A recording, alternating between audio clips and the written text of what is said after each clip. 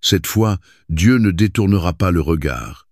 T'es-tu déjà demandé combien de fois Dieu doit encore supporter la trahison de son peuple choisi avant qu'il ne comprenne enfin la leçon? Encore et encore, à travers toute la Bible, nous voyons le même scénario se répéter. Une nation bénie par Dieu se détourne de lui, court après des idoles et des désirs égoïstes. Et chaque fois, la conséquence inévitable, c'est la souffrance et la ruine. Mais dans le livre de Michée, cette trahison ne se limite pas à une simple rébellion spirituelle, elle s'enracine bien plus profondément dans un abîme de corruption, de cupidité et d'oppression. Israël n'était pas seulement infidèle à Dieu, il s'enlisait dans sa propre avidité, dans son injustice criante. Ses dirigeants avaient trahi leur peuple pour accroître leur pouvoir. Les riches s'enrichissaient davantage en écrasant les pauvres sous leurs pieds. Les faux prophètes répandaient des mensonges rassurants en échange d'un profit facile, tandis que les juges faisaient du droit une marchandise à vendre aux plus offrants. Et pourtant, au milieu de cet effondrement moral, le peuple se persuadait qu'il était en sécurité car il continuait de fréquenter le temple, d'offrir des sacrifices et de se proclamer peuple choisi de Dieu. Mais Dieu n'était pas aveugle. Il n'était pas dupe face à leurs rituels vides de sens. Et cette fois-ci, il en avait assez vu. D'un petit village oublié, en marge de la société, surgit un homme avec le feu dans l'âme. Ce n'était ni un prophète de cour s'adressant au roi, ni un prêtre issu de la grande ville de Jérusalem. Michée était un homme de la campagne, un témoin direct de l'oppression infligée aux plus faibles. Il ne pouvait plus rester silencieux, mais Michée n'était pas simplement en colère, il était appelé. Contrairement aux faux prophètes qui disaient ce que le peuple voulait entendre, Michée proclamait la vérité, aussi inconfortable fût-elle. Il ne recherchait ni richesse, ni reconnaissance, ni faveur. Sa mission était claire, transmettre le message de Dieu, quoi qu'il lui en coûte. Michée annonça qu'un jugement arrivait, et ce ne serait ni un simple désagrément, ni un léger revers. Ce serait une dévastation totale. Les grandes villes qu'ils avaient construites seraient réduites en cendres, les familles seraient déchirées, et ce sentiment de sécurité illusoire auquel ils s'accrochaient se transformerait en poussière. Mais ces avertissements ne s'adressaient pas seulement à l'Israël ancien, ils résonnent encore aujourd'hui comme un miroir tendu à notre propre époque. Car que devient une société qui rejette la justice et la vérité? Que se passe-t-il lorsque la corruption devient la norme et que la cupidité gouverne les cœurs? Nous le voyons sous nos yeux. Des dirigeants ivres de pouvoir, des riches qui exploitent les plus vulnérables, la vérité étouffée au profit du confort et de la commodité. Les mêmes péchés qui ont précipité la chute d'Israël et de Juda sont toujours bien vivants, et les conséquences, elles, tout aussi inévitables. Pourtant, Michée n'est pas venu seulement pour proclamer le jugement. Il portait aussi un appel, une dernière chance de se repentir.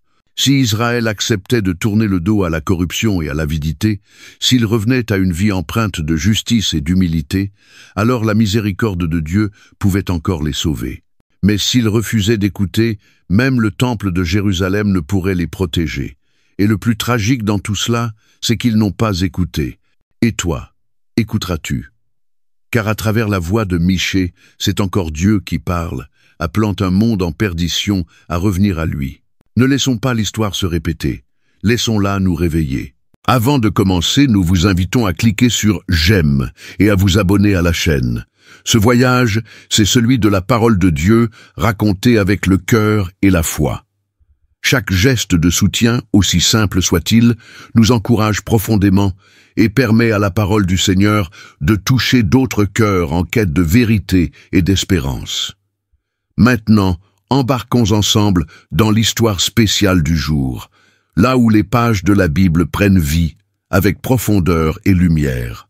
Michée n'est pas né dans les hautes sphères du pouvoir. Il n'était ni prêtre consacré dans les lieux sacrés du temple, ni prophète de cour côtoyant les rois dans leurs palais opulents. Il venait de Moréchette, un petit village rural au sud-ouest de Jérusalem, un lieu que les élites ignoraient presque totalement. C'était un homme simple, imprégné de l'odeur de la terre et du labeur des gens du peuple. Mais parfois, Ce sont justement les voies les plus inattendues que Dieu choisit pour délivrer ses messages les plus puissants. Michée a vécu à une époque où les deux royaumes, Israël et Juda, glissaient inexorablement vers la catastrophe. Le royaume du Nord, Israël, était déjà au bord du gouffre, et le royaume du Sud, Juda supposé être le dernier bastion du peuple de Dieu, empruntait le même chemin périlleux. L'Empire assyrien, l'une des forces les plus brutales et impitoyables de l'histoire, s'étendait à grande vitesse, dévorant les nations comme une bête affamée. La menace était évidente. Les royaumes s'effondraient les uns après les autres, mais les dirigeants de Juda refusaient de croire que le malheur pourrait les atteindre. Ils se croyaient intouchables. Jérusalem n'était-elle pas la ville de Dieu? Le temple n'était-il pas le symbole même de la protection divine? Aucun ennemi ne pouvait, pensait-il, renverser ce que Dieu avait lui-même établi. Cette illusion de sécurité les rendait aveugles à la pourriture qui rongeait leur nation de l'intérieur. Car derrière les murs imposants de Jérusalem, le pays s'effondrait moralement. Les propriétaires terriens, ivres de cupidité, arrachaient les champs des pauvres, jetant des familles entières à la rue. Les juges pervertissaient la justice, favorisant les riches et les puissants, tandis que les cris des opprimés étaient étouffés. Les prophètes, censés être la conscience morale du peuple, annonçaient la paix et la prospérité, mais seulement contre rémunération. Les prêtres exécutaient des rituels vides de sens, leur cœur détaché du Dieu qu'ils prétendaient servir. À l'œil nu, Juda semblait encore être une nation bénie, mais sous la surface, c'était une société au bord du précipice. Et puis surgit Michée, un homme qui avait trop vu pour rester silencieux. Il n'était pas comme ces faux prophètes qui souriaient en disant au peuple ce qu'il voulait entendre. Michée était animé par la conviction, non par la cupidité. Il n'avait pas peur de nommer les responsables, de dénoncer les puissants, même quand ceux-ci le ridiculisaient ou le méprisaient. La voix chargée du fardeau divin, il s'adressa directement aux dirigeants, aux prêtres et aux faux prophètes. Vous déformez la justice, vous méprisez les pauvres, vous réduisez au silence la vérité. Il ne venait pas chuchoter de légers avertissements ou de petits désagréments. Il venait annoncer une prophétie glaçante, leur péché avait atteint le ciel, et le jugement de Dieu s'abattrait comme un orage. Les conséquences ne seraient pas une simple crise économique, elles seraient dévastatrices. Des villes entières seraient réduites en cendres, des familles déchirées, et ce temple auquel il s'accrochait avec fierté serait transformé en ruine. Les paroles de Michée n'étaient pas seulement prophétiques, elles étaient révolutionnaires. Il attaquait les fondations mêmes de la société qu'ils avaient bâtie. Pour les dirigeants de Juda, il n'était qu'un fanatique, un prophète de malheur qu'on pouvait ignorer.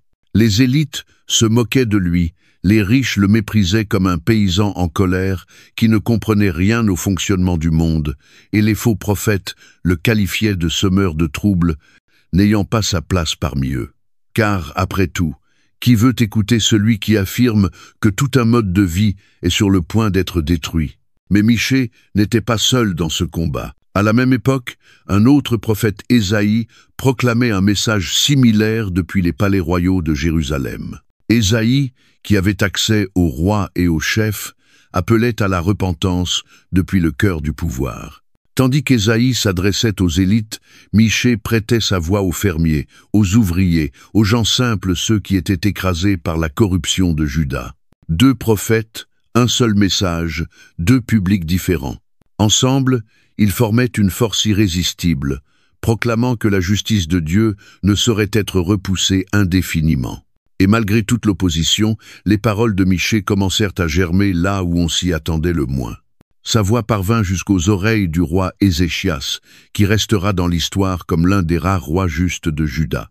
Les avertissements de Michée bouleversèrent Ézéchias jusqu'au plus profond de son âme. Au lieu de rejeter le prophète, le roi l'écouta, et ce qui s'ensuivit fut l'un des réveils spirituels les plus marquants de l'histoire de Juda.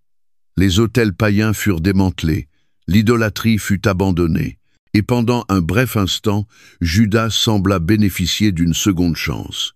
C'est cela qui rend les prophéties de Michée si uniques parmi les prophètes dits mineurs.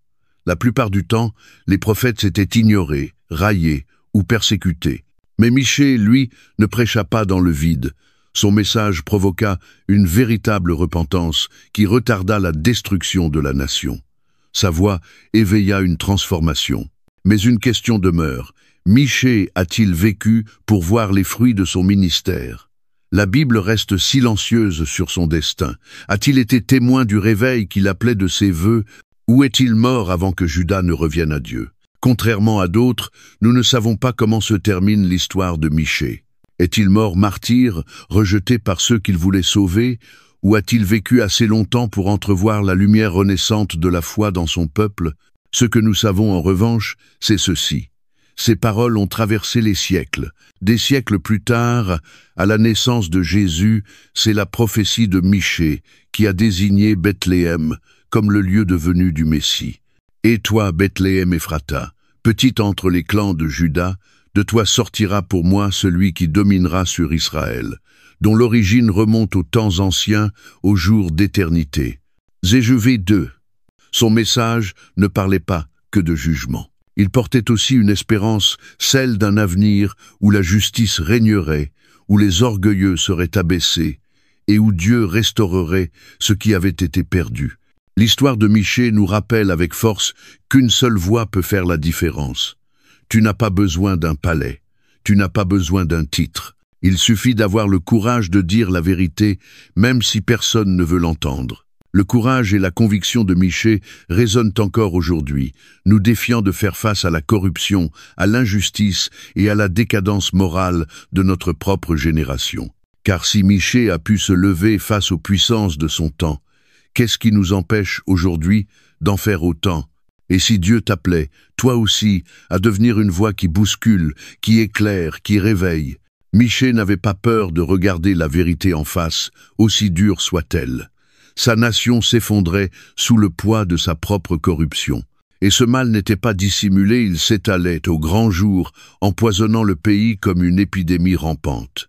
Ce que Michée voyait brisait son cœur, mais enflammait aussi son âme. Juda ne s'éloignait pas simplement de Dieu. Elle se précipitait tête baissée dans un abîme moral où régnait la cupidité, l'oppression et la tromperie. Ceux qui devaient être les gardiens de la justice étaient devenus ses pires ennemis. Le premier objectif de Michée fut la classe dirigeante. Il ne s'agissait pas seulement de rois ou de gouverneurs, mais de propriétaires terriens, de nobles et de hauts fonctionnaires, concentrant entre leurs mains la richesse et le pouvoir.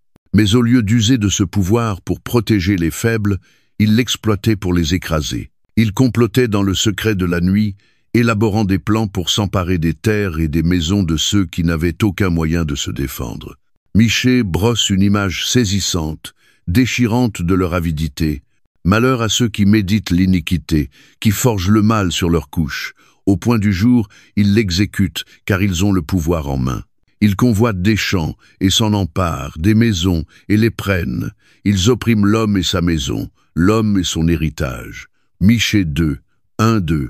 Pour ces chefs, les pauvres n'étaient pas des êtres humains, mais des obstacles à éliminer, des opportunités à exploiter, et ils ne cachaient même plus leurs péchés. Ils agissaient avec audace, parce qu'ils savaient que personne ne les arrêterait. Qui oserait défier l'élite quand les juges se laissent acheter et que les prophètes peuvent être réduits au silence par quelques pièces d'argent?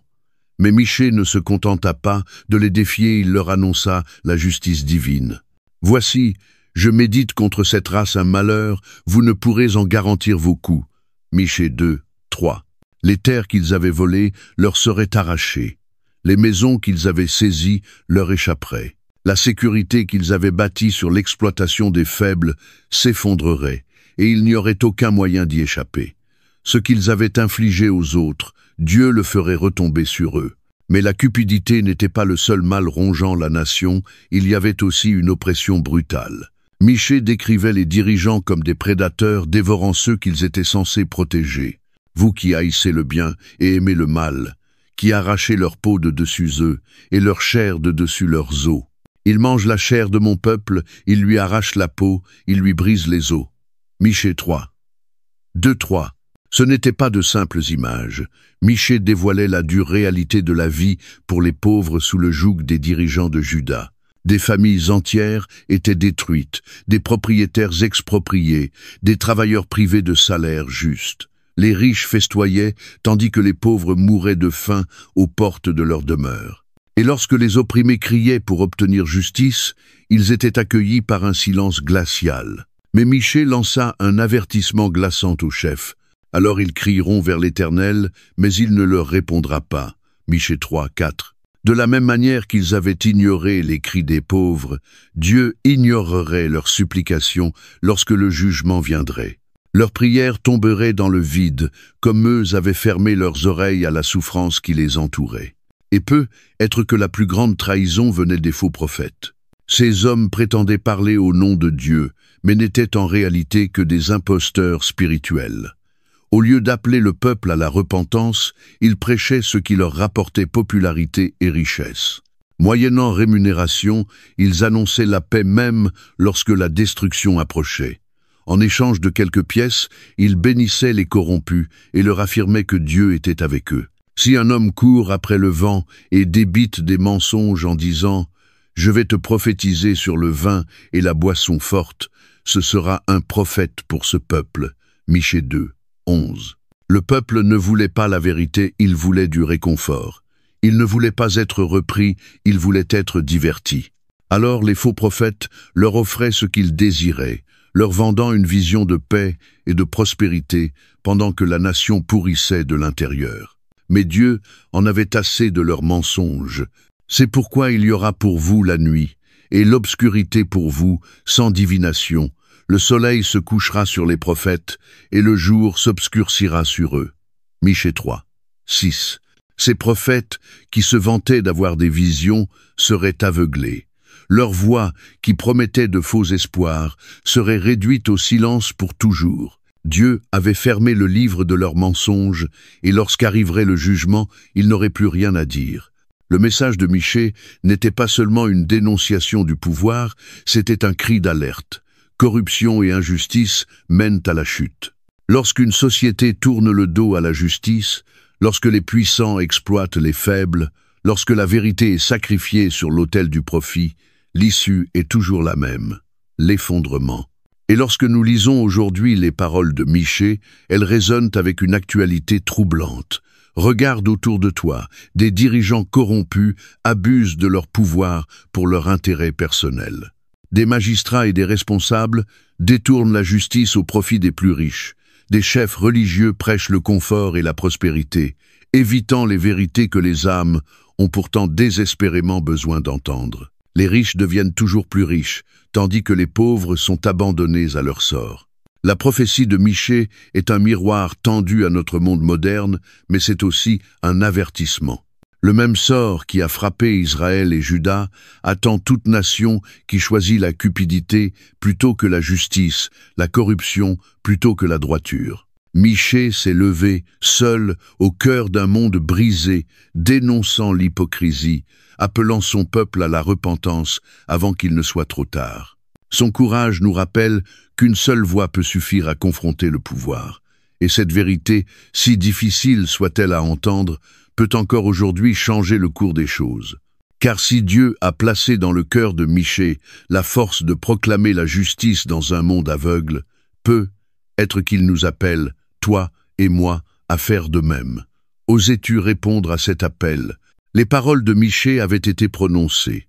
Ces avertissements, porteurs du poids redoutable de l'autorité divine, avaient résonné dans les rues et jusque dans les salles dorées des puissants. Mais même lorsqu'il annonçait un désastre imminent, le peuple le méprisait. Leur arrogance leur servait de cuirasse, les protégeant de la vérité qu'ils refusaient de regarder en face. Les chefs de Juda tournaient en dérision l'idée même d'un jugement. À leurs yeux, les paroles de Michée n'étaient qu'un discours de plus, une lamentation de prophète alarmiste. Après tout, le temple de Dieu ne se dressait-il pas toujours? Les sacrifices n'étaient-ils pas encore offerts? Dieu détruirait-il vraiment sa propre ville? Mais la patience de Dieu touchait à sa fin. Ce qu'il croyait être une protection allait bientôt devenir la cause de leur chute. L'avertissement de Michée commença par Samarie, capitale du royaume du Nord, Israël.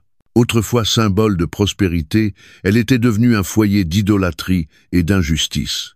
Le peuple y avait élevé des autels à Baal, mêlant le culte païen à l'adoration de Yahweh, créant une religion dénaturée, vide de sens, taillée sur mesure pour leur confort. Les riches accumulaient les richesses, les pauvres étaient piétinés, et les chefs se vautraient dans le luxe, indifférents à la souffrance autour d'eux. Mais Dieu avait tout vu. Par la bouche de Michée, il déclara « C'est pourquoi je ferai de Samarie un monceau de pierres dans les champs, un lieu pour planter de la vigne, je précipiterai ces pierres dans la vallée, et je mettrai à nu ses fondements. » Michée 1, 6. Ce n'était pas une simple menace poétique, c'était une prophétie destinée à s'accomplir. En 722 av. J.C. l'Empire assyrien, mené par les rois Salmanasar et puis Sargon II, envahit Israël comme une vague dévastatrice. Samarie fut assiégée, ses murailles renversées, réduite à l'état de ruine. Ses trésors furent pillés, son peuple emmené en exil, et cette nation jadis fière s'effondra en un instant. Les terres arrachées aux pauvres devinrent désertes. Les cités furent réduites au silence. Ce qu'ils croyaient invincible avait été détruit en quelques jours. Mais Michée ne s'arrêta pas là. Si Israël était coupable, Juda ne valait guère mieux. Et si Samarie était tombée, Jérusalem serait la suivante. La capitale de Juda, la ville de David, le cœur de la vie religieuse, le foyer du temple, s'était transformé en repère de corruption et d'hypocrisie. La voix de Michée vibrait d'une sainte colère lorsqu'il proclamait « À cause du crime de Jacob, à cause des péchés de la maison d'Israël. Quel est le haut lieu de Jacob? N'est-ce pas Samarie? Et quel est le haut lieu de Juda? N'est-ce pas Jérusalem? » Michée 1, 5. La ville, qui aurait dû être un phare de justice, était devenue un monument à la cupidité et à l'injustice. Les juges vendaient leur verdict aux plus offrants. Les prophètes ne parlaient que pour flatter les riches et les puissants. Les prêtres accomplissaient des rituels sans vie, tandis que leur cœur s'était éloigné de Dieu. Ils avaient les apparences de la sainteté, mais à l'intérieur, tout était mort. Et Dieu, qui avait tant patienté, allait retirer sa main protectrice. Michée avertit que le même sort que celui de Samarie s'abattrait sur Jérusalem si elle ne se repentait pas. Le temple en lequel ils avaient placé leur confiance ne les sauverait pas. Les murailles qu'ils avaient élevées pour se protéger ne tiendraient pas. Dieu lui-même démolirait ce qu'ils avaient souillé. À cause de vous, Sion sera labouré comme un champ. Jérusalem deviendra un monceau de ruines, et la montagne du temple un lieu couvert de broussailles. Michée 3, 12. Ce n'était pas qu'un symbole. L'histoire confirma une fois encore les paroles de Michée, en 586 av. Les Babyloniens, sous le règne de Nabuchodonosor, assiégèrent Jérusalem. La ville, autrefois emplie de chants et de louanges, fut dévorée par les cris des mourants et le fracas des flammes. Le temple cœur même de leur identité fut réduit en cendres. Les dirigeants qui se croyaient intouchables furent tués ou emmenés captifs. Le peuple, qui avait ignoré les avertissements de Michée, fut traîné en exil, son orgueil brisé. Mais qu'est-ce qui avait conduit à ce jugement accablant? Michée résuma cela en 3 péchés fondamentaux: la cupidité, l'oppression et la tromperie. D'abord, la cupidité, ce mal qui dévore les nations de l'intérieur. Les dirigeants et les propriétaires terriens avaient transformé le vol en art, usant des lois pour s'approprier les biens d'autrui, chassant les familles de leurs maisons. Ils ne ressentaient aucun remords. Leur richesse reposait sur la souffrance des autres. Et Dieu déclara clairement qu'il n'avait rien oublié. Malheur à ceux qui méditent le mal, ils convoitent des champs et les saisissent, des maisons et les prennent. Michée 2, 1-2. En retour, Dieu allait leur ôter tout ce qu'ils possédaient. Leur fortune leur serait arrachée et ils n'auraient plus rien à transmettre à leurs enfants. Ensuite, l'oppression, l'abus de pouvoir pour écraser les faibles. Ceux qui étaient censés protéger le peuple juge, chef, responsable, étaient devenus des prédateurs. Vous qui haïssez le bien et aimez le mal, qui arrachez leur peau de dessus eux et leur chair de dessus leurs os. Michée 3, 1-2. Plutôt que de guider avec compassion, ils dévoraient le peuple vivant, lui volant sa dignité et son espoir. Il promulguait des lois injustes, bâillonnait les voix des opprimés et laissait les humbles sans défense. Mais lorsque viendrait le jugement de Dieu, leur pouvoir ne vaudrait plus rien. Les mêmes cris qu'ils avaient ignorés s'élèveraient contre eux, et Dieu refuserait de répondre à leurs supplications.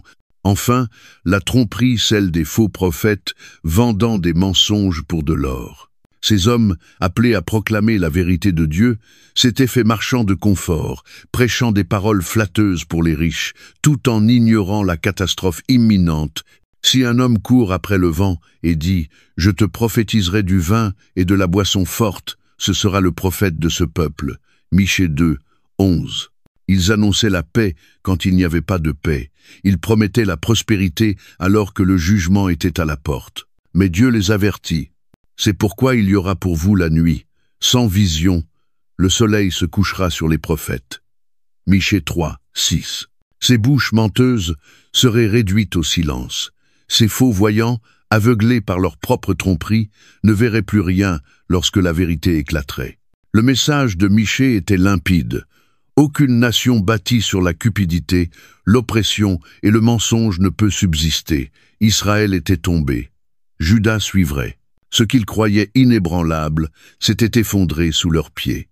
Et aujourd'hui encore, ces paroles demeurent d'une effrayante actualité. Que se passe-t-il quand nous ignorons la justice, quand nous sacrifions la morale sur l'autel du profit, quand ceux au pouvoir servent leurs propres intérêts en réduisant au silence la vérité?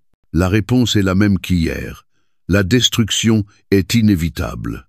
Mais même au cœur du jugement, Michée n'était pas porteur que de désespoir. Il y avait encore une espérance. Tandis que les cendres de Samarie et de Jérusalem fumaient, Michée levait les yeux vers un avenir au-delà des ruines, un avenir où la justice divine restaurerait ce qui avait été perdu, où la miséricorde l'emporterait sur le jugement, et où ceux qui reviendraient à Dieu trouveraient encore le pardon. La question demeure, écouterons-nous avant qu'il ne soit trop tard? Michée se tenait au cœur d'une société brisée, un homme animé d'une sainte colère, mais aussi d'un chagrin profond. Il ne se contentait pas d'énumérer des fautes, il dévoilait les racines mêmes de la chute d'une nation. Chaque mot qu'il prononçait frappait comme un marteau les fondations vermoulues d'un royaume en ruine.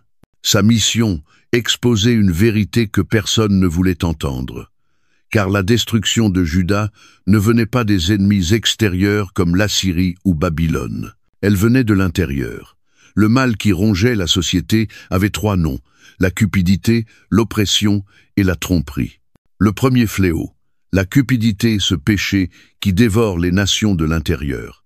En Juda, la richesse était devenue une divinité, et les riches l'adoraient avec un zèle fanatique. Ils ne se contentaient pas d'envier, ils complotaient. Ils ne désiraient pas seulement, ils dérobaient. Tandis que les pauvres cultivaient leurs champs, les puissants échafaudaient des plans pour les leur arracher. Et dès l'aube, ils les mettaient à exécution, certains que rien ni personne ne pourrait les arrêter. Michée dénonça avec une précision douloureuse cet esprit corrompu. Malheur à ceux qui méditent l'iniquité, à ceux qui forgent le mal sur leur lit. Au point du jour, ils l'exécutent parce qu'ils ont le pouvoir en main. Ils convoitent des champs et s'en emparent, des maisons et les prennent. Ils oppriment l'homme et sa maison, l'homme et son héritage. Michée 2, 1-2. Imagine cela, des familles de fermiers, ayant travaillé leur terre depuis des générations, brutalement chassées de chez elles. Leurs champs, source de leur subsistance, volés. Leur héritage, ce qu'ils espéraient transmettre à leurs enfants, arrachés en plein jour. Et leur seul crime, être trop pauvres pour se défendre. Les puissants ne se contentaient pas de prendre, ils dépouillaient aussi la dignité de ceux qui n'avaient déjà presque rien. Ils ne voyaient pas leurs victimes comme des êtres humains, mais comme des obstacles à écarter, des moyens d'enrichissement. Mais Dieu, lui, avait tout vu, et sa réponse fut claire, tranchante. « Voici, je médite contre cette race un malheur, vous ne pourrez en garantir vos coups. » Michée 2, 3. La terre qu'ils avaient volée leur serait reprise. Les maisons qu'ils avaient saisies passeraient à d'autres mains. Ce qu'ils avaient bâti sur le mensonge s'effondrerait et ils se retrouveraient impuissants face à celui qu'ils avaient méprisé. Mais la cupidité n'était qu'un début. elle était liée à une réalité encore plus monstrueuse, l'oppression. Les dirigeants, les juges, les chefs, ceux-là même qui devaient protéger le peuple, étaient devenus ses bourreaux. Au lieu de défendre la justice, ils usaient de leur pouvoir pour écraser les plus vulnérables. Michée n'utilisa pas de détour pour décrire la brutalité de leurs actes. Chef de Jacob, vous qui haïssez le bien et aimez le mal, qui arrachez leur peau de dessus eux et leur chair de dessus leurs os. Michée 3, 1-2. Ce ne sont pas là de simples métaphores. Ces paroles reflètent la violence réelle vécue par le peuple. Les pauvres étaient dépouillés de tout, de leurs biens, de leurs terres, de leurs moyens de subsistance, de leur espoir même. Ils étaient dévorés vivants par ceux qui auraient dû les protéger. Et quand ils levaient la voix pour réclamer justice, ils étaient confrontés à l'indifférence ou au silence. Michée voyait cette oppression partout, dans les tribunaux corrompus, où les juges vendaient leurs sentences, sur les marchés, où les marchands trichaient, dans les champs, où les ouvriers étaient exploités sans vergogne. Le système entier était pourri et les victimes n'avaient personne vers qui se tourner. Mais Dieu avait entendu leurs cris, et à ceux qui les opprimaient, il lança cet avertissement. Alors ils crieront à l'Éternel, mais il ne leur répondra pas. Il cachera sa face à cause du mal qu'ils ont commis. Michée 3, 4. De même qu'ils avaient ignoré les pleurs des pauvres, Dieu ignorerait leurs appels lorsque viendrait le jugement. Ni leur richesse, ni leur influence ne les sauveraient. Leur pouvoir, qu'ils avaient détourné pour faire le mal, serait réduit à néant. Mais peu, être le péché le plus insidieux, le plus destructeur, fut la tromperie, les mensonges des faux prophètes. Ces hommes n'étaient pas seulement dans l'erreur, ils trompaient délibérément le peuple pour en tirer profit. Ils prétendaient parler au nom de Dieu, mais leurs paroles se vendaient aux plus offrants. Donne-leur de l'argent et ils te béniraient. Offre-leur du pouvoir et ils t'assureraient que Dieu est de ton côté. Ils promettaient la paix et la prospérité à ceux qui finançaient leur train de vie, même lorsque la catastrophe était à la porte. Si un homme court après le vent et débite des mensonges, disant « Je vais te prophétiser sur le vin et la boisson forte », ce sera le prophète de ce peuple. Michée 2, 11. Ils ne prêchaient pas la repentance, ils encourageaient l'indulgence. Ils ne réclamaient pas la justice, ils vendaient du confort. Le peuple ne voulait pas être confronté à ses péchés, alors les faux prophètes lui disaient ce qu'il voulait entendre. « Tout va bien, Dieu est avec vous. Ne vous inquiétez pas. » Mais Michée savait. Il savait que tout cela n'était qu'un voile, un mensonge mortel. Il n'y avait ni paix, ni sécurité. Seule la ruine les attendait. Et Dieu adressa aux faux prophètes une sentence implacable. C'est pourquoi il y aura pour vous la nuit. Sans vision, le soleil se couchera sur les prophètes. Michée 3, 6. Ceux qui prétendaient voir seraient aveuglés. Ceux qui rassuraient le peuple de faux espoirs seraient réduits au silence. Le jugement balayerait leurs mensonges comme une tempête dévaste un château de sable. Et le peuple, privé des illusions qui l'endormaient, se retrouverait enfin face à la vérité qu'il avait trop longtemps refusé de voir. Le message de Michée est un appel à reconnaître la force destructrice de la cupidité, de l'oppression et de la tromperie. Ces péchés ne sont pas seulement personnels, ils sont systémiques. Ils infectent chaque couche d'une société, des dirigeants aux juges, des prophètes aux prêtres. Et lorsqu'ils ne sont pas confrontés, ils ne détruisent pas seulement des vies, ils anéantissent des nations entières. Regarde autour de toi aujourd'hui, vois-tu l'écho de Judas dans notre monde moderne? Des dirigeants corrompus accumulent des fortunes au détriment des pauvres. La justice est déformée au profit des puissants. Des voix religieuses prêchent une foi de confort et de prospérité, tout en détournant les yeux de la décadence morale qui les entoure. Nous retrouvons les mêmes schémas, la même avidité, la même oppression, les mêmes mensonges. Et si l'histoire nous a appris quelque chose, c'est que les conséquences finissent toujours par tomber. Mais la prophétie de Michée ne s'arrêtait pas à la condamnation. Il y avait encore un espoir. Ces avertissements n'étaient pas faits pour écraser, mais pour réveiller les consciences avant qu'il ne soit trop tard. La question était alors, allaient-ils écouter ou poursuivraient-ils leur route, croyant être en sécurité, jusqu'à ce que la destruction frappe à leur porte? Et aujourd'hui, alors que ces paroles résonnent à nouveau dans nos cœurs, cette même question demeure: allons-nous écouter? Ou bien refermerons-nous les yeux jusqu'au jour où il sera trop tard pour revenir en arrière? Pour quiconque prêtait l'oreille au message de jugement porté par Michée, l'avenir devait paraître bien sombre, telle une nuit sans aurore. Ces paroles étaient lourdes, tranchantes, brisant l'illusion de sécurité que nourrissaient Juda et Israël comme une épée tranche l'orgueil. Les villes allaient brûler, les orgueilleux seraient humiliés, et même le temple dans lequel ils plaçaient leur confiance serait réduit en cendres. Mais le message de Michée ne s'arrêtait pas à la destruction. Ce n'était pas un récit de désespoir absolu, c'était un appel à la renaissance, une promesse que même après la nuit la plus noire, une lumière nouvelle se lèverait. Car le jugement de Dieu n'est jamais son dernier mot. Michée avait entrevu la ruine imminente.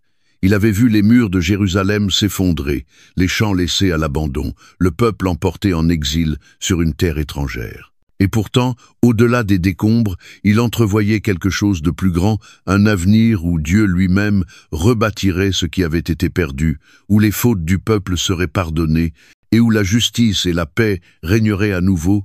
Il arrivera, dans la suite des temps, que la montagne de la maison de l'Éternel sera fondée au sommet des montagnes, et les peuples y afflueront.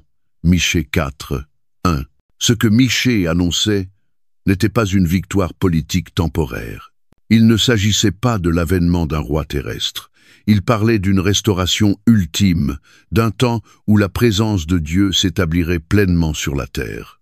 La montagne de l'Éternel ne représentait pas simplement un lieu géographique, elle symbolisait une réalité éternelle, bien au-delà du temple matériel auquel Juda s'était accroché.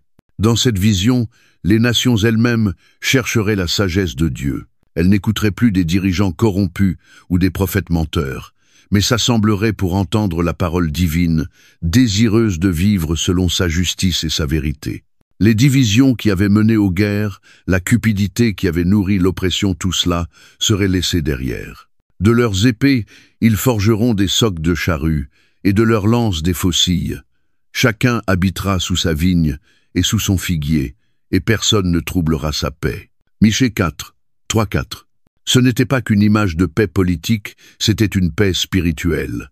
Un monde sans crainte, sans violence, sans injustice. L'image de la vigne et du figuier évoque bien plus que la sécurité. Elle parle de repos, d'abondance, de l'accomplissement des promesses de Dieu. Mais cette paix ne viendrait pas par la force militaire ou la grandeur d'un empire.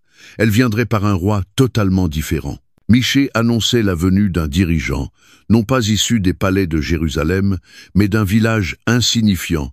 Et toi, Bethléem Ephrata, de toi sortira pour moi celui qui dominera sur Israël, et dont l'origine remonte aux temps anciens, au jour de l'éternité. Michée 5, 1v2. Bethléem n'était pas un centre de pouvoir.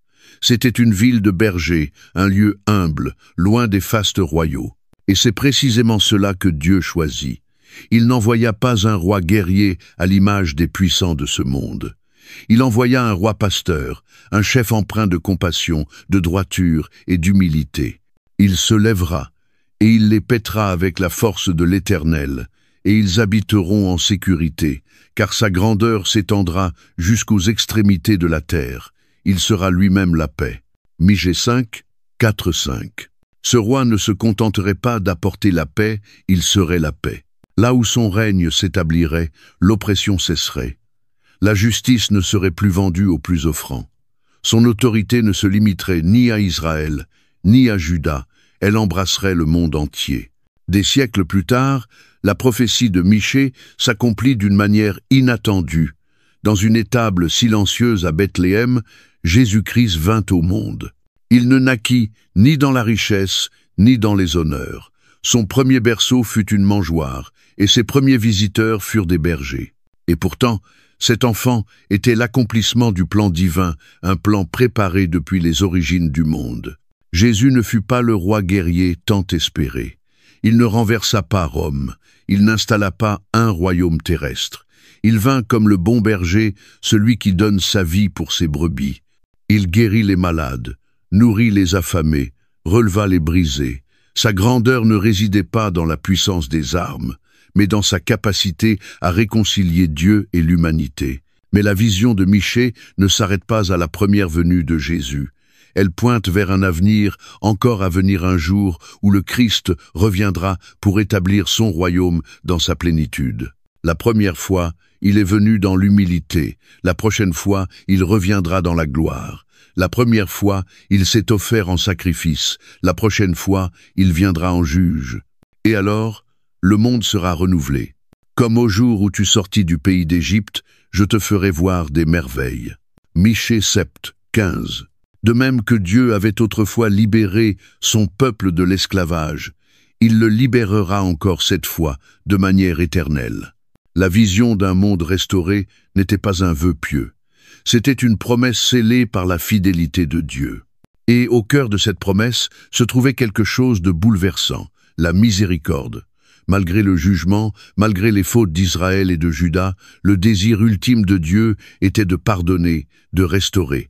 Michée l'exprime dans l'un des plus beaux élans d'espérance de toute l'Écriture. Quel Dieu est semblable à toi, qui pardonne l'iniquité, qui oublie les transgressions du reste de ton héritage. Tu auras encore compassion de nous. Tu mettras sous tes pieds nos iniquités. Tu jetteras au fond de la mer tous nos péchés. Michée 7, 18-19. Réfléchis à cela. Dieu ne se contente pas de pardonner, il enfouit nos fautes, là où nul ne pourra jamais les retrouver. Les erreurs qui nous hantent, les échecs que nous voudrions effacer, les faiblesses que nous n'arrivons pas à oublier, Dieu les prend et les jette au fond de la mer, pour toujours. La prophétie de Michée ne parle pas seulement de restauration nationale, elle parle de la restauration des vies. Elle révèle le cœur du Dieu que nous servons. Un Dieu qui fait justice, mais se plaît à la miséricorde. Un Dieu qui corrige, mais qui pardonne. Un Dieu qui ne renonce jamais à son peuple, même lorsqu'il tombe si bas. Et la question que Michée laisse suspendue à nos cœurs est simple, mais cruciale. Allons-nous embrasser l'espérance que Dieu nous tend? Ou poursuivrons-nous notre route vers la ruine, aveugles aux bras ouverts de celui qui veut restaurer ce qui a été brisé? Car au final, la miséricorde de Dieu est plus forte que le jugement, et sa promesse de rédemption aura toujours le dernier mot. Au cœur du jugement, alors que les villes s'effondraient et que les nations tombaient, la prophétie de Michée fit jaillir une lumière d'espérance destinée à briller à travers les générations. Il ne s'agissait pas seulement d'un espoir de restauration politique, c'était la promesse d'un sauveur, d'un Messie qui surgirait d'un lieu inattendu et qui changerait à jamais le cours de l'histoire. Tandis que le monde sombrait dans la corruption et le désespoir, Michée entrevoyait l'impensable. Dieu n'en avait pas fini. Il avait un plan, et ce plan commencerait dans une ville petite et humble, appelée Bethléem. Et toi, Bethléem Ephrata, petite entre les milliers de Juda, de toi sortira pour moi celui qui dominera sur Israël, et dont l'origine remonte aux temps anciens, au jour de l'éternité. Michée 5, 1v. Ah! Bethléem, rien que le nom aurait surpris les contemporains de Michée. Ce n'était ni une ville influente comme Jérusalem, ni une forteresse militaire comme Samarie. C'était un village de bergers, discret, souvent ignoré. Un lieu qui semblait insignifiant, incapable aux yeux des hommes, d'engendrer un roi. Et pourtant, c'était exactement là que Dieu avait choisi d'agir. Car dans le royaume de Dieu, la grandeur ne se mesure pas à la richesse ou au statut, mais à l'obéissance et au dessein divin. Et ce n'était pas la première fois que Bethléem jouait un rôle dans le dessein de Dieu. C'était aussi la ville natale de David, le jeune berger devenu roi d'Israël. C'est dans les champs de Bethléem que David avait autrefois veillé sur ses brebis, loin de se douter qu'il avait été choisi pour diriger le peuple de Dieu.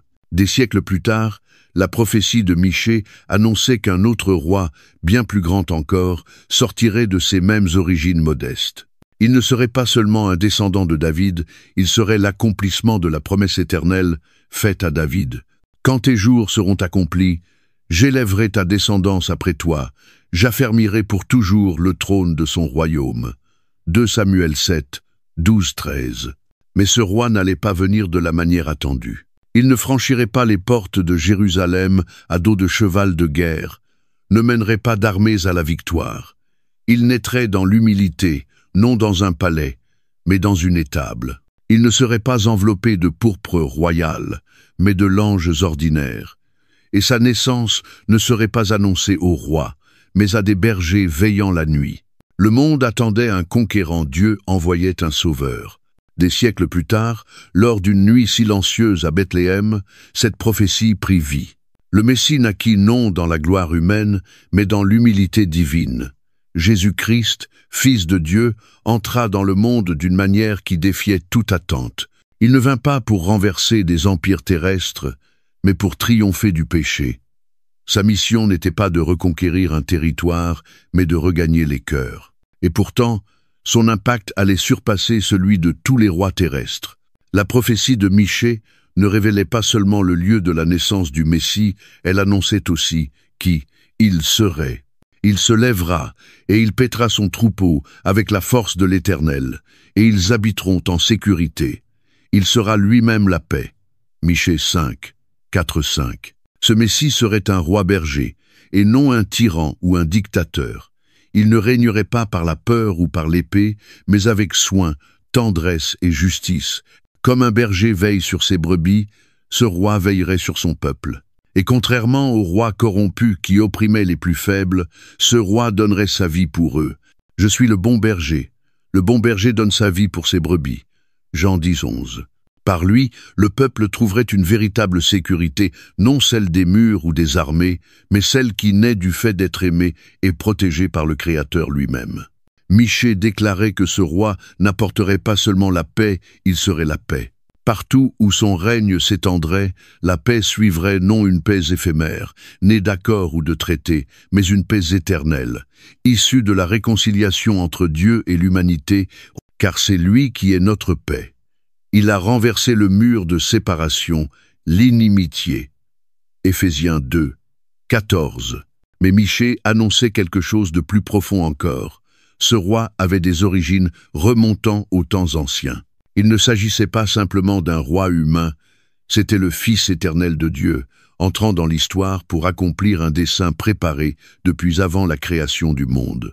Au commencement était la parole, et la parole était avec Dieu, et la parole était Dieu, et la parole a été faite chair, et elle a habité parmi nous.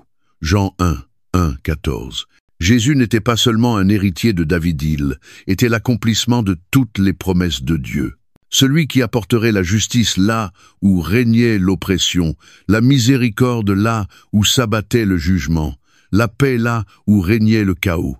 Sa grandeur s'étendrait jusqu'aux extrémités de la terre, et son royaume n'aurait pas de fin. Mais les contemporains de Michée n'en comprenaient pas toute la portée. Ils attendaient un chef militaire, un roi qui écraserait leurs ennemis et restaurerait la gloire d'Israël. Et quand Jésus vint prêchant le pardon au lieu de la vengeance, guérissant au lieu de détruire et s'humiliant au lieu de s'imposer, beaucoup le rejetèrent. Ils ne voyaient pas que sa mission allait bien au-delà des attentes humaines, elle visait la rédemption de toute la création. Et pourtant, leur rejet n'arrêta pas le plan de Dieu. La mission du Messie ne s'arrêta ni à sa naissance, ni même à sa mort. Car la prophétie de Michée ne parlait pas seulement du passé, elle annonçait aussi l'avenir. La première fois, Jésus est venu dans l'humilité. La prochaine fois, il viendra dans la gloire. La première fois, il fut couché dans une mangeoire. La prochaine, il siégera sur le trône de l'univers. Le royaume du monde est remis à notre Seigneur et à son Christ, et il régnera au siècle des siècles. Apocalypse 11, 15. Ce jour-là, il achèvera ce qu'il a commencé à Bethléem. Il rendra justice aux opprimés, relèvera les brisés, et établira un royaume où il n'y aura plus ni mort, ni deuil, ni cri, ni douleur. Alors, tout genou fléchira, et toute langue confessera que Jésus-Christ est Seigneur. La paix dont parlait Michée couvrira la terre, et le peuple de Dieu habitera enfin dans la sécurité. Mais jusqu'à ce jour, les paroles de Michée résonnent encore comme une invitation. Le roi est venu, et il reviendra. La question est simple. Ferons-nous partie de son royaume? Michée nous rappelle que ce roi n'impose pas sa royauté, il l'offre. Il ne force pas l'obéissance, il appelle avec amour. Reconnaîtrons-nous en lui le Messie, le berger qui nous mène vers la paix éternelle? Ou attendrons-nous qu'il soit trop tard pour plier le genou devant le roi des rois? Car au bout du compte, la promesse de Bethléem est pour chacun de nous. Un sauveur nous est né, et par lui, les cœurs brisés peuvent être restaurés, les perdus retrouvés, et la paix peut enfin régner dans nos vies pour toujours. Les signes avant-coureurs avaient toujours été là. Prophète après prophète s'était levé devant le peuple d'Israël et de Juda, implorant leur repentance. Revenez avant qu'il ne soit trop tard. Abandonnez vos idoles. Recherchez la justice. Revenez au Seigneur. Mais leurs appels étaient restés sans réponse. Désormais, le temps de la miséricorde était révolu, et l'heure de la justice divine avait sonné. La vision de Michée bascula soudainement. Ce n'était plus un simple avertissement, c'était un procès. Et la nation d'Israël se tenait devant le tribunal de Dieu. L'imagerie est saisissante, presque écrasante. Dieu lui-même est le juge, et la terre, les montagnes, les collines, les fondements même de la création sont les témoins. Ces piliers antiques, inébranlables, avaient tout vu. Ils avaient observé Israël être choisi, béni et libéré d'Égypte. Ils avaient été témoins des miracles, des alliances, des victoires et des innombrables manifestations de la fidélité divine. Mais ils avaient aussi vu la rébellion d'Israël, leur trahison, leur corruption et leur mépris des commandements de Dieu. Écoutez donc ce que dit le Seigneur. Lève-toi, défends ta cause devant les montagnes, et que les collines entendent ta voix. Écoutez, montagnes, l'accusation du Seigneur. Prêtez l'oreille, fondements éternels de la terre. Car le Seigneur a un procès avec son peuple, il entre en jugement contre Israël. Michée 6, 1-2. Ce n'était pas un procès symbolique, mais bien un moment de vérité. Le peuple, qui avait reçu toutes les bénédictions imaginables, était désormais appelé à rendre des comptes. Et le ton de Dieu n'était ni celui de la rage, ni de la vengeance, mais celui d'un cœur brisé. Ce n'était pas la colère d'un juge froid et distant, mais la douleur d'un père aimant, trahi par les siens. Mon peuple, que t'ai-je fait? En quoi t'ai-je lassé? Réponds-moi. Michée 6, 3. Une question poignante, pleine de douleur et de nostalgie. Dieu ne se contentait pas d'énumérer leurs fautes. Il les suppliait de se souvenir de sa fidélité, de reconnaître à quel point leur rébellion était injustifiée. Qu'avaient-ils fait pour mériter une telle trahison? N'avaient-ils été que bons envers eux? Avaient-ils jamais rompu une promesse? Les avaient-ils jamais laissés souffrir seuls? Je t'ai fait monter du pays d'Égypte. Je t'ai délivré de la maison d'esclavage. J'ai envoyé devant toi Moïse, Aaron et Myriam. Mon peuple, souviens-toi donc de ce qu'avait projeté Balak, roi de Moab, et de ce que lui répondit Balaam, fils de Béor. Souviens-toi du voyage de Chittim jusqu'à Gilgal, afin que tu reconnaisses les actes justes du Seigneur. Michée 6, 4, 5. Dieu les appelait à se souvenir des miracles qui avaient forgé leur identité en tant que nation. Il les avait délivrés d'Égypte, avait ouvert la mer Rouge, écrasé l'armée de Pharaon. Il avait suscité des leaders comme Moïse, Aaron et Myriam pour les guider dans le désert. Quand leurs ennemis avaient conspiré contre eux, il avait transformé les malédictions en bénédictions. Il les avait menés sainement jusqu'à la terre promise. Il avait accompli tout ce qu'un Dieu fidèle et aimant pouvait faire. Mais au lieu de la gratitude, Israël avait répondu par l'indifférence. Au lieu de la fidélité, ils avaient choisi la rébellion. À la place de la justice, ils avaient pratiqué l'oppression. Et maintenant, ils osaient demander à Dieu ce qu'il attendait encore d'eux. Avec quoi me présenterai-je devant le Seigneur pour m'incliner devant le Dieu très haut? Me présenterai-je avec des holocaustes, avec des veaux d'un an? Le Seigneur se réjouira-t-il de milliers de béliers, de dizaines de milliers de torrents d'huile? Donnerai-je mon premier-né pour mon crime, le fruit de mes entrailles pour le péché de mon âme? Michée 6, 6, 7. Leur réponse n'était pas celle d'un cœur repentant, mais celle d'un peuple cherchant à marchander avec Dieu. Ils évoquaient des offrandes extravagantes, des sacrifices brûlés, des rivières d'huile, allant même jusqu'à proposer l'inimaginable, offrir leur propre enfant. Mais ils passaient totalement à côté du message. Dieu ne recherchait pas des rituels creux, ni des démonstrations religieuses spectaculaires. Ce qu'il voulait, ce n'était pas leur sacrifice, mais leur cœur.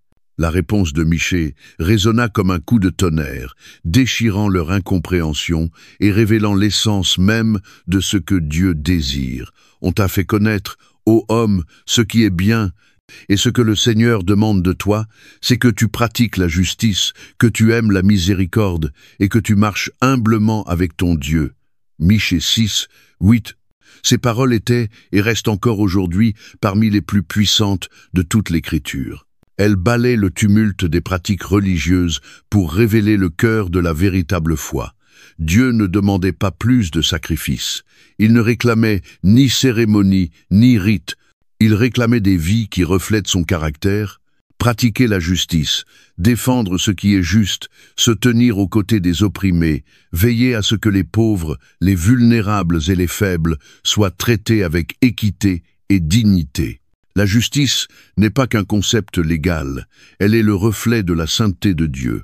Aimer la miséricorde, faire preuve de bonté et de compassion, même envers ceux qui ne la méritent pas, pardonner comme Dieu nous a pardonné. La miséricorde n'est pas simplement un geste, mais une manière d'être, une vie façonnée selon le cœur de Dieu. Marcher humblement avec ton Dieu, reconnaître que nous ne sommes pas maîtres de nos vies, dépendre de la sagesse divine, non de la nôtre. L'humilité n'est pas une faiblesse, mais une force née de la confiance en Dieu. Mais Israël n'avait accompli aucun de ces principes.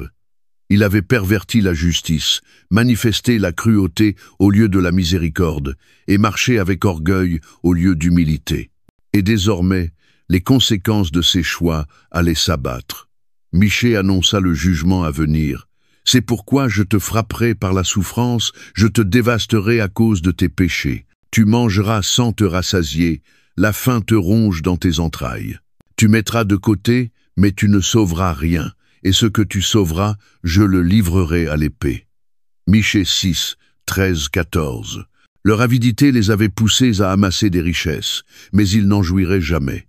Leurs récoltes échoueraient, leurs maisons seraient pillées, et la sécurité construite sur l'injustice s'effondrerait. Dieu ne les punissait pas par cruauté, mais il leur montrait les conséquences inévitables d'une vie vécue dans la rébellion contre lui. Alors que le procès touchait à sa fin, les preuves étaient accablantes. Dieu avait été fidèle, mais Israël infidèle. Ils avaient entendu les avertissements, ils avaient eu d'innombrables occasions de se repentir. Mais ils avaient franchi le point de non-retour. Et pourtant, même dans ce jugement, le cœur de Dieu demeurait miséricordieux. Son intention n'était pas la destruction, mais la repentance. Ce n'était pas simplement une punition, mais un chemin douloureux, nécessaire à la rédemption. Car le but ultime de Dieu n'a jamais été d'abandonner son peuple, mais de le restaurer.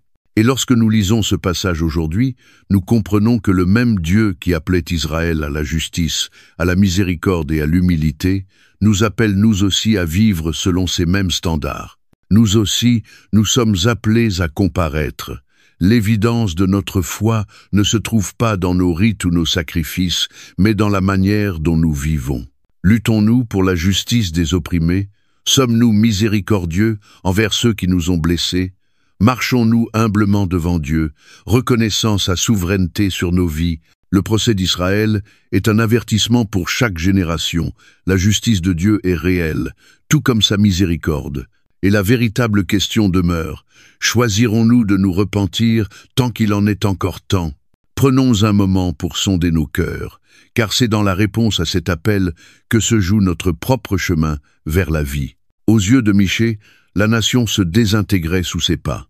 Ce n'était pas seulement une décadence spirituelle, mais un effondrement complet de la société. Les rues, autrefois animées par les rires et le rythme tranquille de la vie quotidienne, étaient désormais marquées par la peur et la trahison. Les murailles censées protéger le peuple ne pouvaient plus contenir le chaos qui grondait de l'intérieur. La justice avait disparu, la vérité était muselée, et même les liens familiaux se délitaient sous le poids de l'ambition égoïste et de la cupidité. Israël se détruisait lui-même, et pourtant personne ne semblait s'en soucier.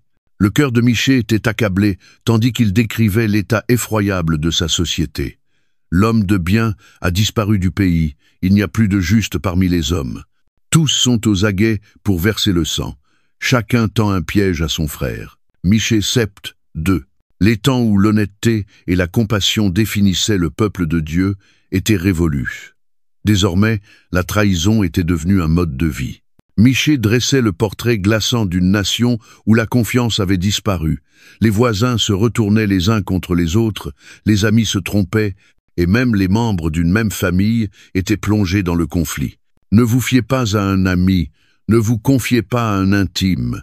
Devant celle qui repose dans tes bras, garde les portes de ta bouche.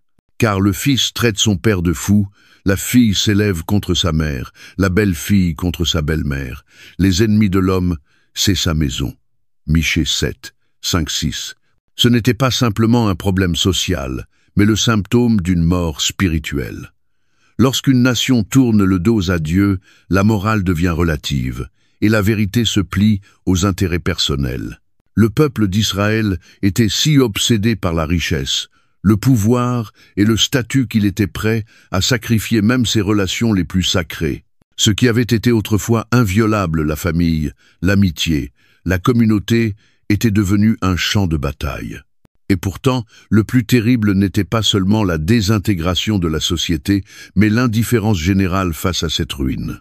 Les puissants continuaient à exploiter les faibles, les juges acceptaient des pots de vin sans scrupules, et les prophètes mentaient pour de l'argent. Chacun ne pensait qu'à ses propres intérêts, et les cris des opprimés demeuraient sans réponse. Aveuglés par leur propre suffisance, ils croyaient qu'aucun mal ne pourrait les atteindre. Leurs mains sont habiles à faire le mal. Le prince exige un présent, le juge accepte un pot de vin, le puissant dit ce qu'il désire, et l'on conspire ainsi. Michée 7, 3. Tout le système était corrompu, depuis les hauts dirigeants jusqu'au peuple ordinaire. La cupidité n'était plus une tentation, mais le moteur même de la société. Les puissants s'entendaient pour préserver leur richesse et leur influence, tandis que les pauvres étaient livrés à eux-mêmes. Ceux qui devaient défendre la vérité et la justice en étaient devenus les pires ennemis. La description de Michée résonne de manière troublante avec notre époque. Nous voyons aujourd'hui les mêmes signes d'effondrement, des dirigeants corrompus qui abusent de leur pouvoir, des richesses accaparées par une poignée d'élus, des familles déchirées par l'égoïsme, une vérité qui se tord au gré des intérêts politiques. Et, tout comme au temps de Michée, beaucoup ont cessé de s'en soucier. Ils pensent pouvoir continuer ainsi indéfiniment, ignorant des avertissements d'une destruction imminente. Mais Michée ne laissa pas son peuple sombrer dans le désespoir. Même alors qu'il voyait sa nation s'écrouler, il refusa de perdre l'espérance. Il savait qu'aussi sombre que soit la situation, Dieu restait souverain. Et dans ce monde brisé, Michée proclama une parole de foi qui traverserait les siècles. « Pour moi, je regarderai vers le Seigneur, j'attendrai le Dieu de mon salut, mon Dieu m'écoutera. » Michée 7, 7. Ce n'était pas un optimisme naïf, mais une foi enracinée dans le caractère de Dieu. Michée croyait que, même lorsque tout semblait s'effondrer, Dieu n'avait pas abandonné son peuple. Il savait que le jugement viendrait, mais il savait aussi que ce jugement n'était pas la fin. Car la discipline de Dieu visait toujours à ramener les cœurs égarés vers lui. L'espérance de Michée ne reposait pas sur l'idée que la société changerait du jour au lendemain ou que les puissants se repentiraient soudainement. Son espérance reposait sur la miséricorde de Dieu, sur la promesse qu'au-delà du jugement, il y aurait une rédemption. Quand je suis tombé, je me relèverai. Quand je demeurai dans les ténèbres, l'Éternel sera ma lumière. Michée 7, 8. Michée comprenait que l'effondrement de la société n'était pas le dernier chapitre. Dieu est spécialiste dans l'art de faire jaillir la lumière des ténèbres, la vie de la mort, la restauration du chaos. Le peuple d'Israël était tombé, certes, mais il n'était pas perdu pour toujours. Même au milieu de l'obscurité de leurs péchés, la lumière de Dieu était prête à percer. Cette déclaration d'espérance de Michée est aussi un appel à l'action.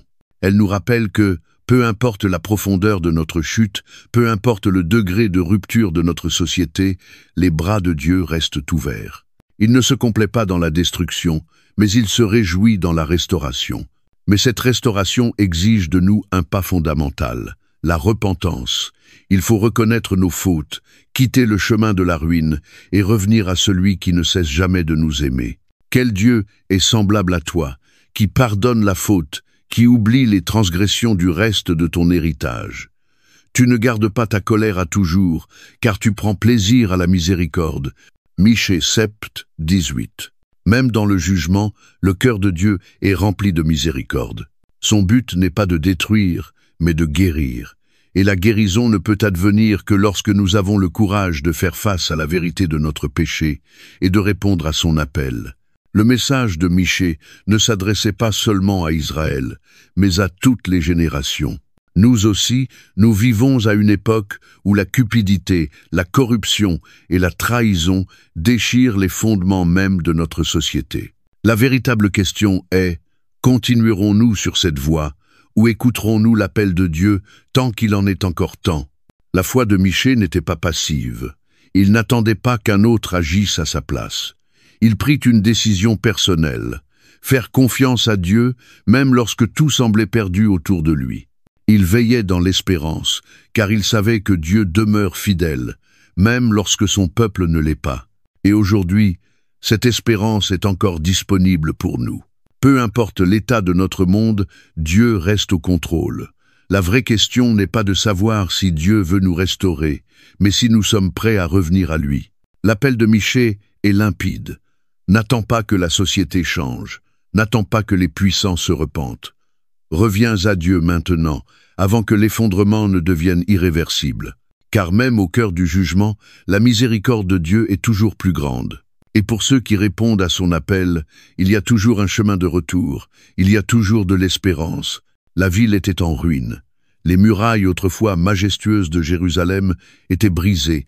Les rues, jadis animées par la vie, résonnaient maintenant d'un silence glaçant.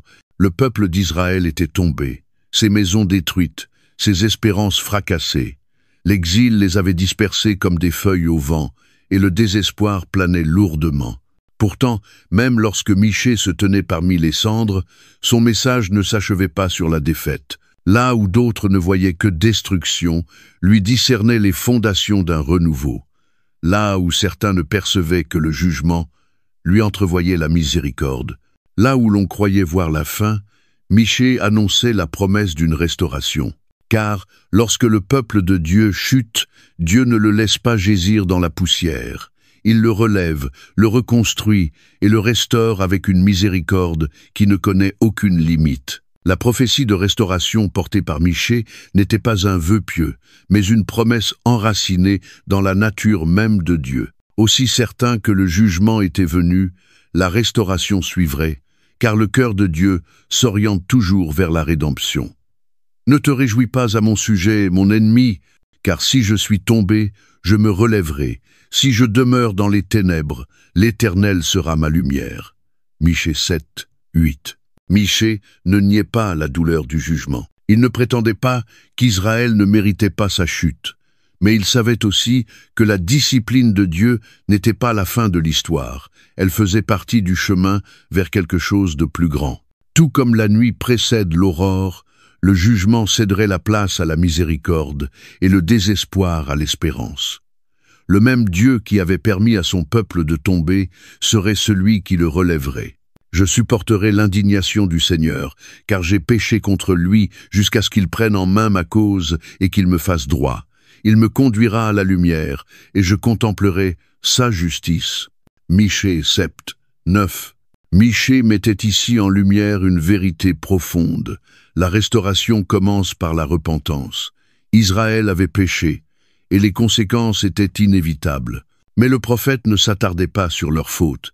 Il fixait ses yeux sur le Dieu qui allait plaider leur cause, les défendre et les mener vers la lumière de sa justice. Et ce qui les attendait au-delà du jugement était d'une beauté inouïe. Paie ton peuple avec ton bâton, le troupeau de ton héritage, qui habite solitaire dans la forêt, au milieu d'un verger. Michée 7, 14. Michée voyait le jour où Dieu rassemblerait son peuple dispersé, tel un berger rassemblant ses brebis. Il ne serait plus errant ni opprimé, mais conduit vers des pâturages fertiles, un lieu de paix et d'abondance, où ils pourraient à nouveau s'épanouir sous la protection de leur Dieu. Et cela ne concernait pas uniquement une terre physique restaurée, mais surtout une relation restaurée avec Dieu. Celui qui avait fendu la mer Rouge et libéré son peuple d'Égypte allait agir de nouveau. Michée leur rappelait cette vérité.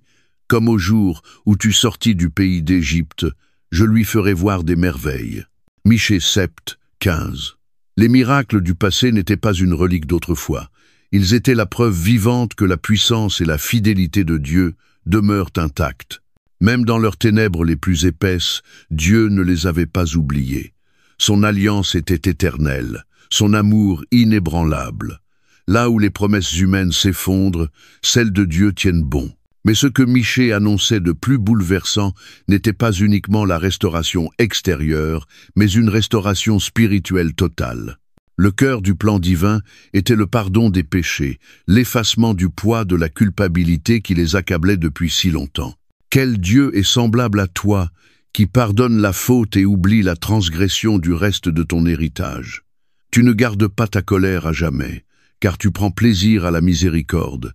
Michée Sept, 18. Voilà l'essence même du caractère de Dieu. Il trouve sa joie dans la miséricorde. Il ne s'accroche pas à la colère. Il ne cherche pas la punition perpétuelle. Son cœur aspire à la réconciliation, à la guérison, au renouveau. Contrairement au pardon humain souvent conditionnel et limité, le pardon de Dieu est abondant, débordant et total. Et Michée continue avec l'une des déclarations les plus puissantes de toute l'Écriture. « Tu auras encore compassion de nous. Tu mettras sous tes pieds nos fautes. Tu jetteras au fond de la mer tous leurs péchés. » Michée Sept, 19. Réfléchissons un instant. Dieu ne fait pas que pardonner, il efface. Il ne garde pas le souvenir de nos échecs. Il ne remue pas nos fautes passées. Il prend nos péchés, nos regrets les plus profonds, et les jette dans les profondeurs de la mer, là où ils ne pourront jamais être retrouvés. La honte et la culpabilité qui nous hantaient sont englouties à jamais. Ce n'est pas seulement un pardon, c'est une véritable liberté. Une liberté de marcher à la lumière de la grâce divine, libérée du poids de nos fautes passées.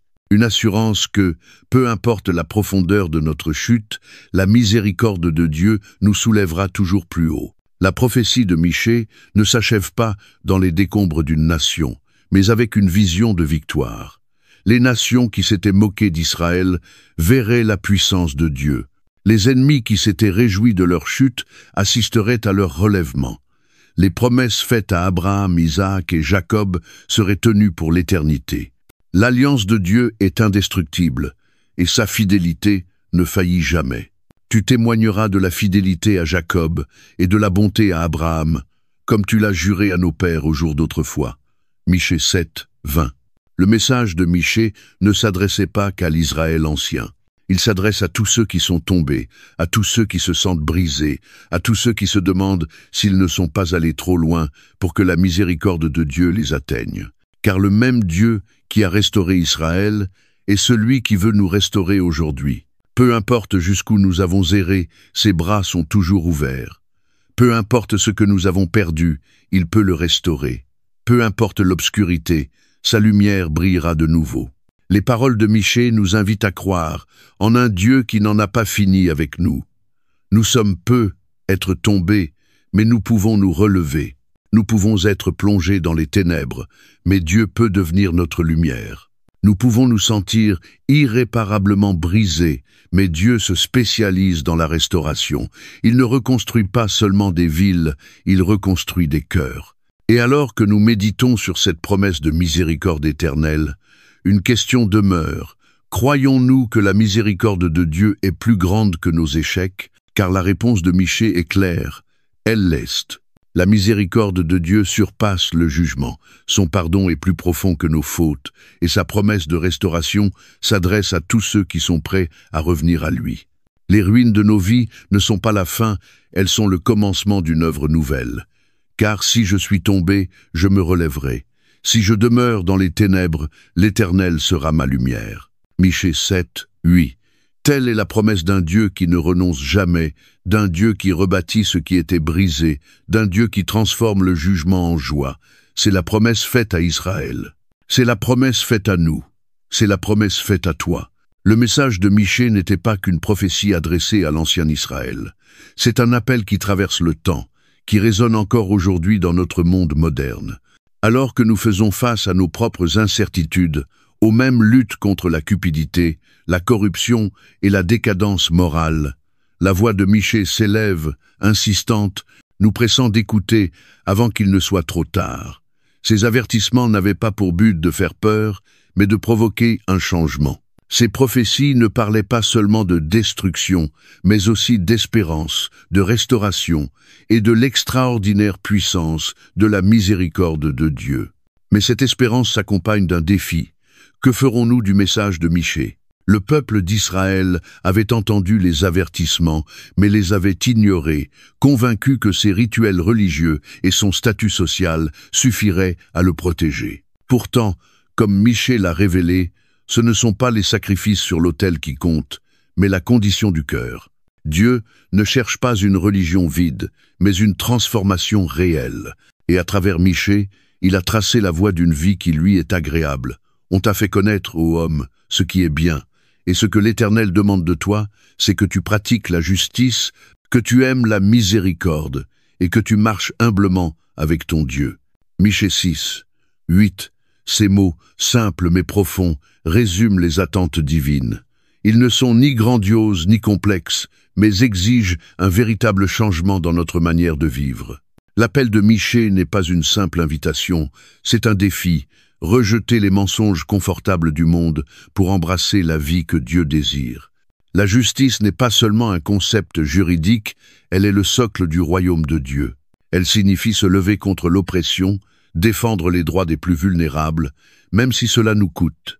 Pratiquer la justice, c'est chercher l'équité, non seulement dans nos vies personnelles, mais aussi dans nos communautés, nos lieux de travail, nos systèmes politiques. C'est refuser de détourner les yeux devant l'injustice et devenir une voix pour ceux qui n'en ont pas.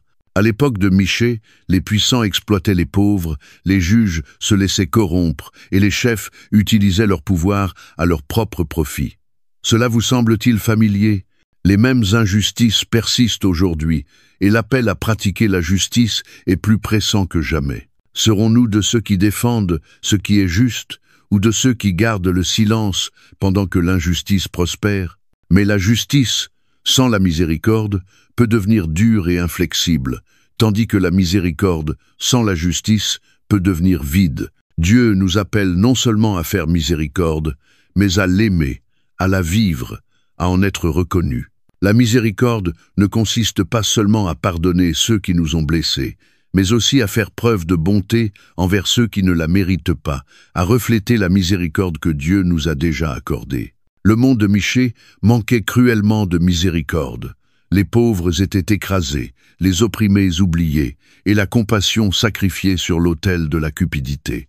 Et aujourd'hui encore, on nous pousse à privilégier le succès plutôt que la bonté, le pouvoir plutôt que l'empathie, le profit plutôt que les personnes. Mais le défi de Michée est sans équivoque. Choisirons-nous la miséricorde, même lorsque le monde nous incite à faire l'inverse?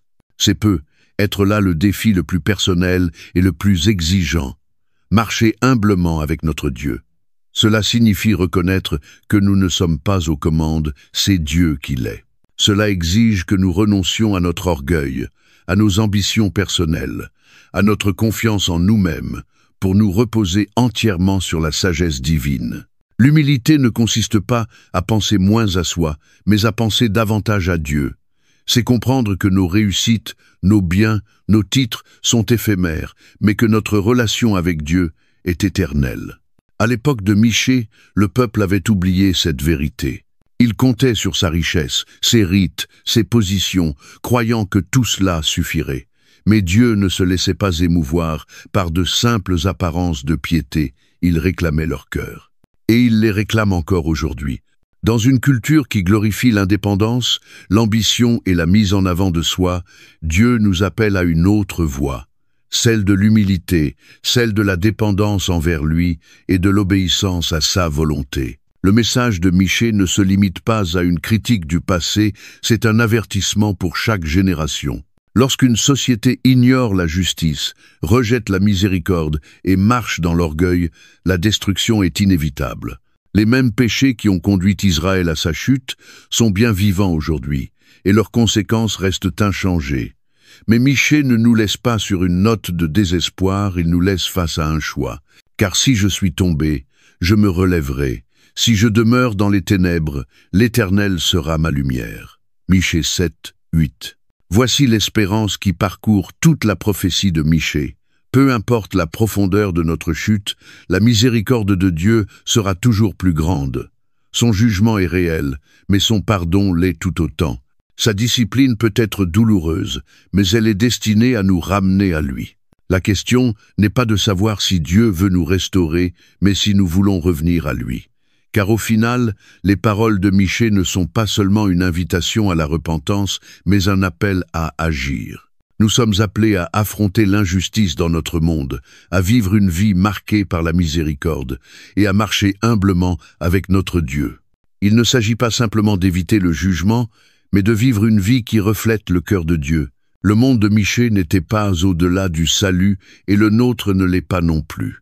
Mais le changement ne commence ni par les gouvernements, ni par les institutions. Il commence par chacun de nous. Il commence par toi. Choisiras-tu d'agir avec justice quand il serait plus facile de garder le silence? Choisiras-tu d'aimer la miséricorde quand il serait plus tentant de garder rancune? Choisiras-tu de marcher humblement quand le monde t'encourage à poursuivre l'orgueil? Le défi de Michée demeure aussi pertinent aujourd'hui qu'il y a 700 ans. La miséricorde de Dieu est encore disponible. Son pardon est encore offert.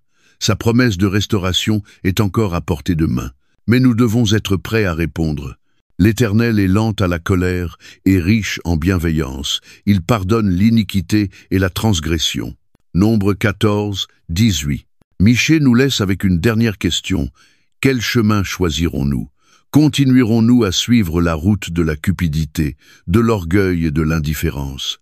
Ou embrasserons-nous la vie à laquelle Dieu nous appelle une vie de justice, de miséricorde et d'humilité? Car au bout du compte, le jugement est réel, mais la miséricorde de Dieu l'est tout autant. Et pour ceux qui répondent à son appel, c'est toujours sa miséricorde qui triomphera. La vraie question n'est pas de savoir si Dieu veut nous restaurer. La vraie question est, sommes-nous prêts à revenir à lui avant qu'il ne soit trop tard? Merci de nous avoir accompagnés jusqu'à la fin de cette vidéo. Chaque récit biblique est un chemin de retour vers Dieu, discret mais puissant, qui nourrit notre foi jour après jour. Si ce voyage a touché votre cœur, cliquez sur « J'aime » pour partager ce message et abonnez-vous pour continuer à explorer avec nous d'autres histoires pleines de sens. À très bientôt dans notre prochaine vidéo. Que Dieu vous bénisse, vous et votre famille.